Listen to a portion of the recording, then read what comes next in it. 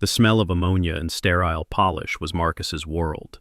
In the gleaming corridors of Vanguard General Hospital, he was a ghost in a gray uniform, a man defined by his mop and his quiet, unassuming presence. His hands, calloused and strong, knew the weight of a floor buffer better than a pen, yet they moved with a gentle precision that betrayed a different life. In his small apartment, those same hands carefully braided his 7-year-old daughter Maya's hair, her bright, trusting eyes the only validation he ever needed. His universe was small, meticulously maintained, and centered entirely on the steady rhythm of her heartbeat. Miles away, in a glass tower that pierced the clouds, Eleanor Vance's world was one of polished mahogany and projected earnings. As the CEO of MedTech Innovations, her hands, perfectly manicured, signed contracts worth millions.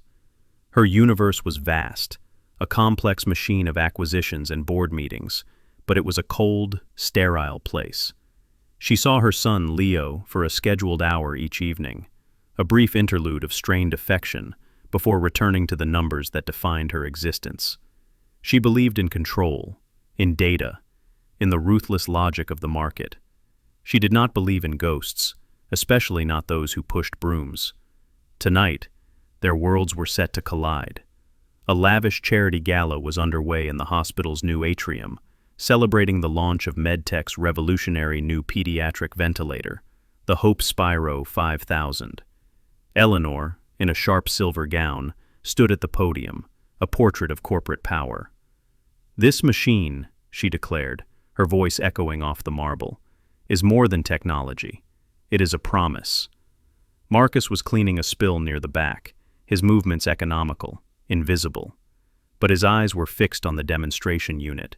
He saw a flicker on the pressure gauge, a micro-oscillation in the valve timing display that no one else noticed. It was a ghost in the machine, a whisper of catastrophic failure. He felt a cold dread creep up his spine. He straightened up, his heart pounding a frantic rhythm against his ribs. He had to say something. He had to try. He approached the stage, moving respectfully toward a junior executive. "Excuse me, sir," Marcus began, his voice low but firm, murmured, enjoying the minor drama.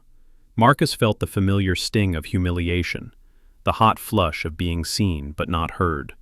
He held up his hands in surrender, his gaze locking for a moment with Eleanor's. He saw nothing there but ice. He backed away, melting back into the shadows as the demonstration continued. He prayed he was wrong, but he wasn't. Minutes later, a piercing alarm shrieked through the atrium. The child actor on the demonstration bed, who had been breathing peacefully, began to gasp. His small chest hitched violently. The digital display on the Hope Spiro 5000 went haywire, a cascade of red error codes. Panic erupted. The engineers from MedTech swarmed the machine, their faces pale with shock, tapping on screens and checking connections with trembling hands. Nothing worked.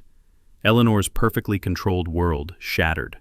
She rushed to the stage, her corporate poise dissolving into raw fear. Her own son, Leo, who had come to see his mother's triumph, was standing near the stage. The commotion, the terrifying alarms, the sight of the struggling child, it was too much for his own fragile constitution. His eyes rolled back, and he crumpled to the floor in a dead faint, his small body landing just inches from Marcus's feet.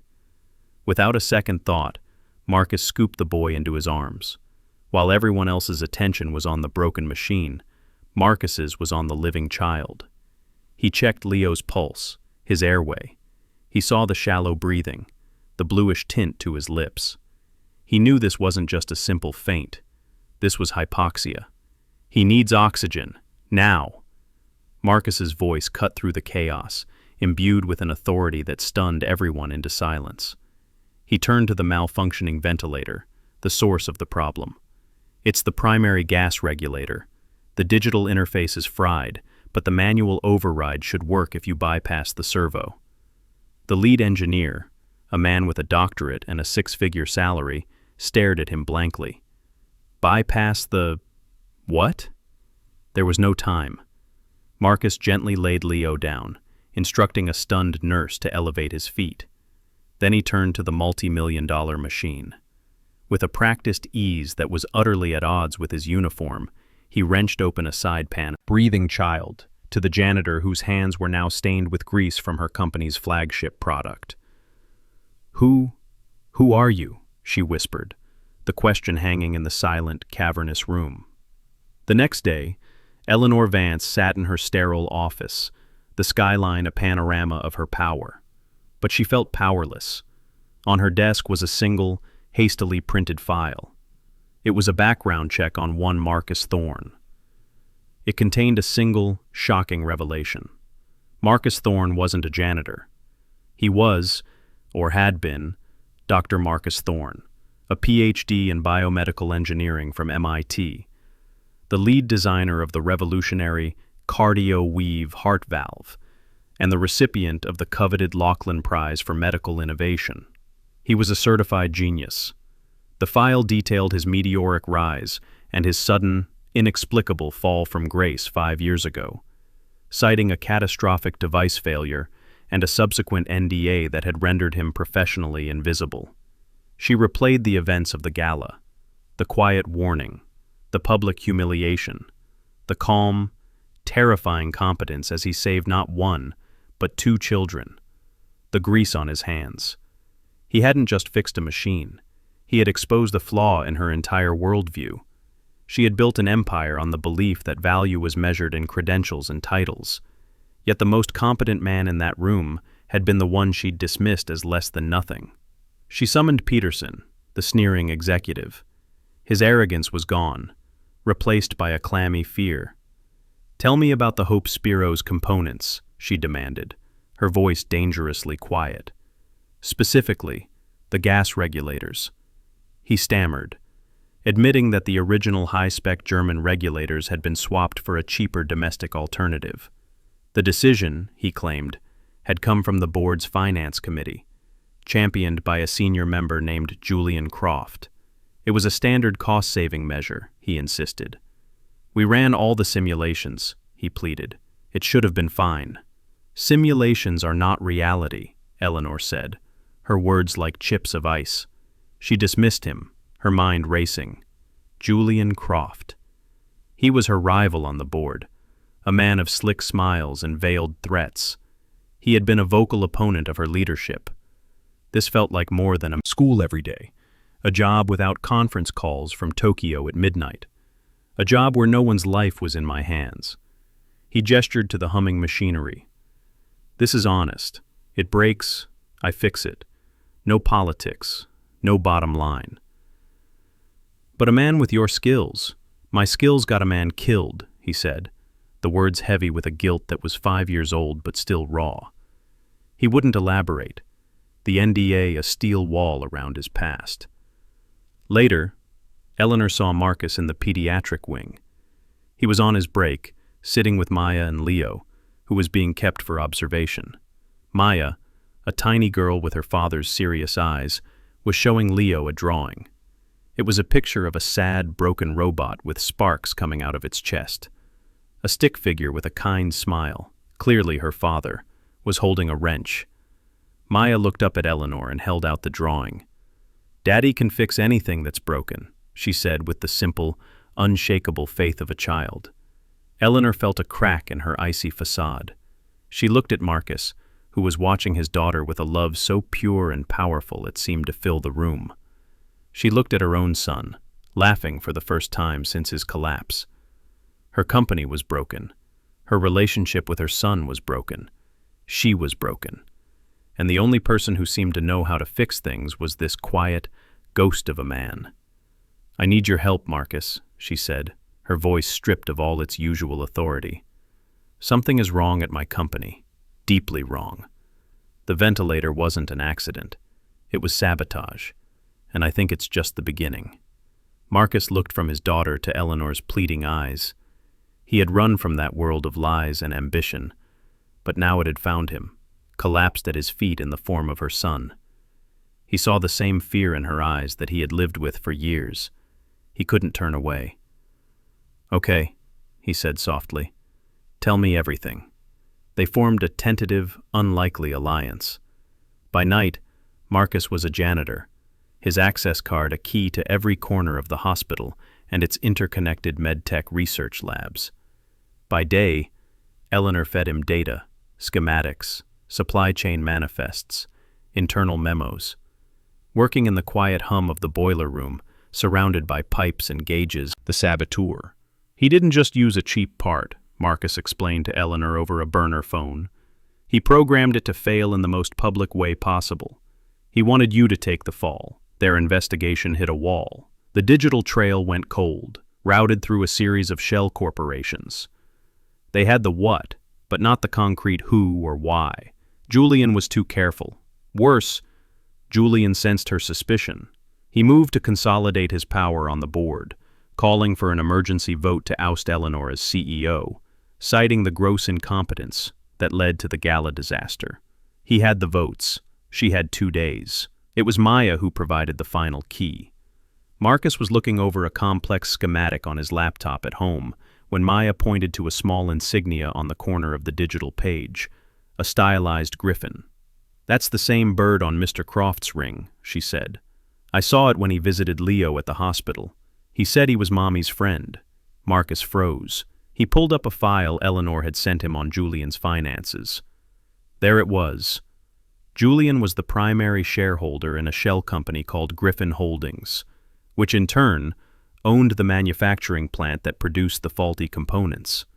It was more than sabotage. He was destroying medtech with one hand, while profiting from the very parts he was using to do it, all in preparation for a hostile takeover by a competitor who had promised him a seat at the head of the new table. It was a complete, treasonous plan, and he had used his visit to her sick child as a cover. Eleanor felt a rage so cold it burned. "He's not just destroying my company," she seethed. "He's putting lives at risk for profit. The same way he did to you." She had uncovered the truth about Marcus's past, about how Julian, his former colleague, had framed him for a failure Julian himself had caused. This wasn't just business. It was a pattern. It was evil. The day of the board meeting arrived. The atmosphere was glacial. Julian Croft sat at the head of the table, confident and smiling, laying out his case against Eleanor's leadership. He spoke of brand damage, of liability, of a failure of oversight. He was poised, articulate, and utterly convincing. Eleanor's allies on the board looked at their shoes. Their support withered. And so, in minutes, Marcus laid bare Julian's entire scheme. He didn't use corporate jargon. He spoke the simple, irrefutable language of science and engineering. He showed them the faulty schematics next to the original designs.